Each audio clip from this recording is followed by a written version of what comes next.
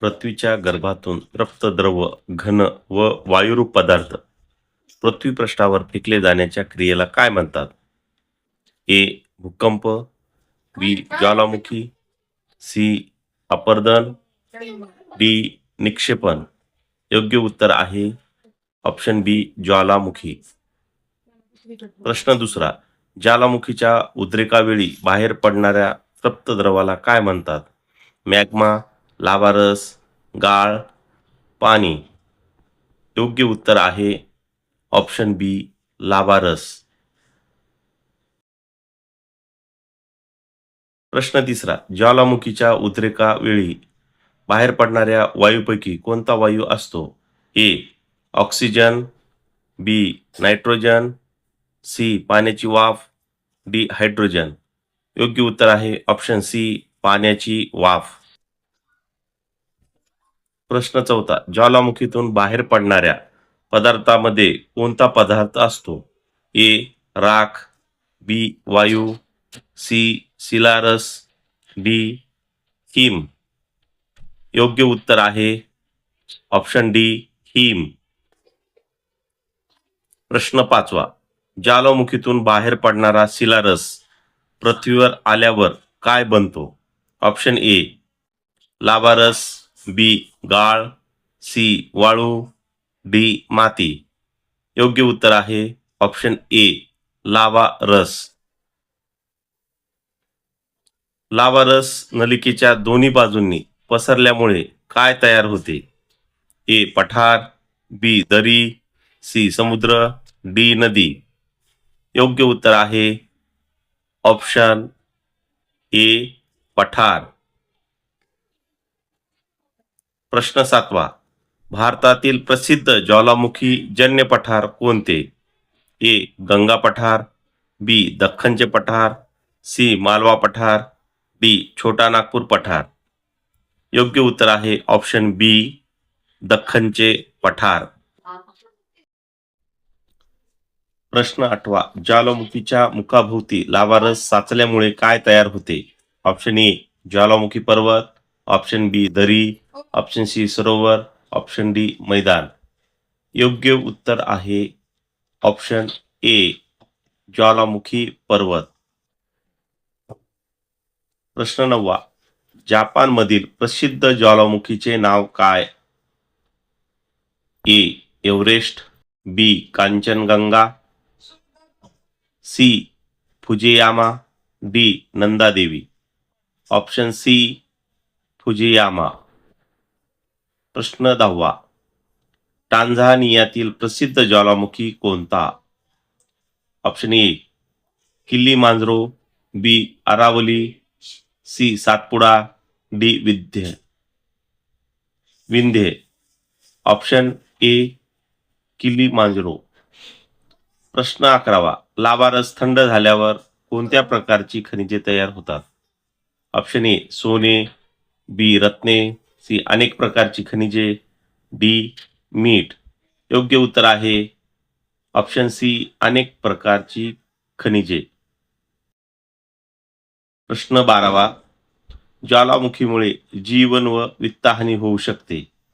ए. बरोबर आहे. बी. चूक आहे. सी. निश्चित सांगता येत नाही. डी. वरीलपैकी नाही. तर योग्य उत्तर आहे ऑप्शन ए. बरोबर आहे. प्रश्न तेरावा. ज्वालामुखीमुळे हवेत कोणते कण पसरतात? Option A. धूळ व राख. Option B. बर्फ. Option C. वाळू. Option D. पाऊस. योग्य उत्तर आहे ऑप्शन ए. धूळ व राख. ऑप्शन 14. ज्वालामुखीमुळे वातावरणात कोणत्या वायूचे प्रमाण वाढते? Option A. ऑक्सिजन. बी. धूर, वायू व पाण्याची वाफ. सी. नायट्रोजन. डी. हेलियम. योग्य उत्तर आहे बी. प्रश्न 15. ज्वालामुखीमुळे वातावरणात सूर्यप्रकाशावर काय परिणाम होतो? ए. वाढतो. बी. काहीच परिणाम होत नाही. सी. अडथळा निर्माण होतो. डी. पूर्णपणे नाहीसा होतो. योग्य उत्तर आहे सी. अडथळा निर्माण होतो. प्रश्न 16वा, ज्वालामुखीच्या राखेमुळे जमीन कशी बनते?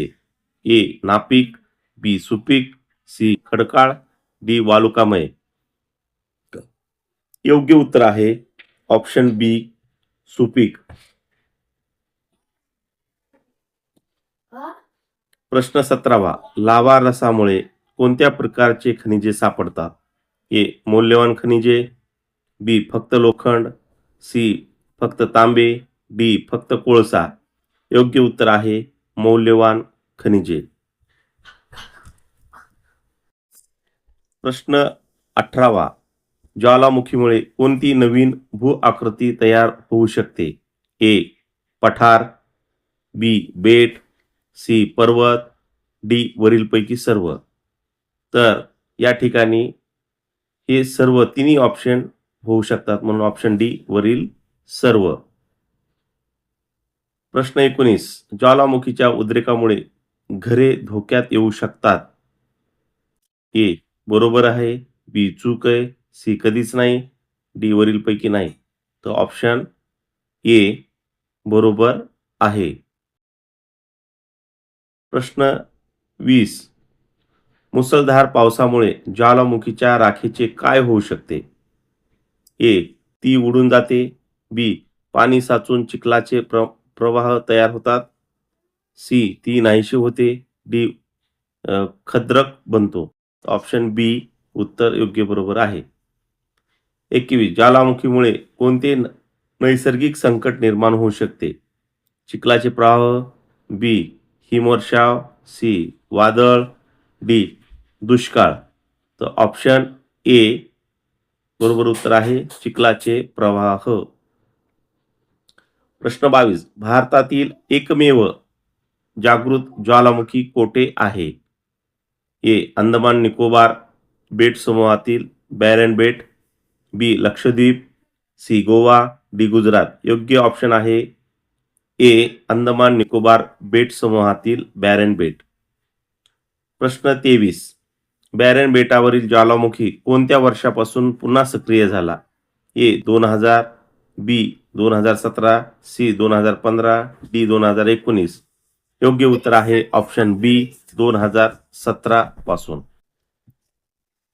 प्रश्न 24, बॅरन बेटावरील ज्वालामुखीतून मुख्यतः काय बाहेर पडते? ए. बर्फ, बी. धूर, वायू व वितळलेला लावारस, सी. पाणी, डी. वाळू. तर ऑप्शन बरोबर आहे बी. धूर, वायू, वितळलेला लावा रस. प्रश्न 25, ज्वालामुखीच्या उद्रेकामुळे कोणत्या घटकांचे संतुलन बिघडते? ए. ज्वात वर्माचे संतुलन, बी. समुद्राचे संतुलन, सी. नव्यांचे संतुलन, डी. शेतींचे संतुलन. ऑप्शन ए उत्तर बरोबर आहे.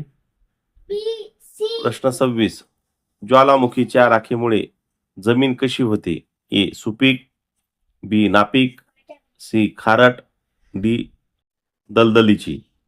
तर योग्य उत्तर आहे ऑप्शन ए जमीन सुपीक होते. प्रश्न 27, ज्वालामुखीमुळे तयार झालेल्या पठाराचे उदाहरण कोणते? Option A. दख्खनचे पठार, बी. गंगा मैदान, सी. थार वाळवंट, डी. सुंदरबन. तर 27चे उत्तर आहे ऑप्शन ए. दख्खनचे पठार.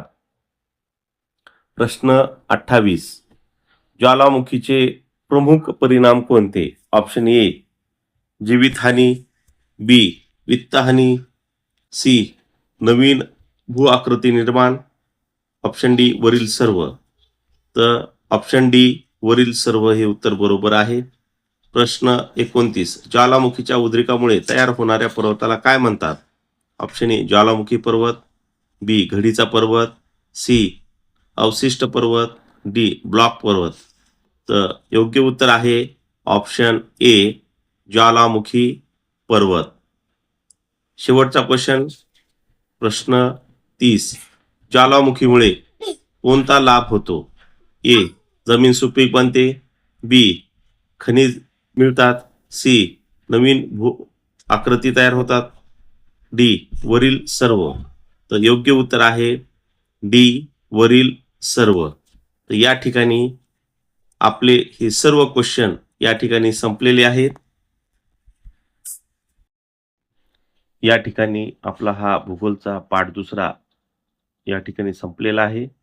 यानंतर आपण ऑनलाईन टेस्ट या झालेल्या क्वेश्चनवरती आपण घेणार आहोत. ती सर्वांनी अभ्यास करून सोडवावी. धन्यवाद.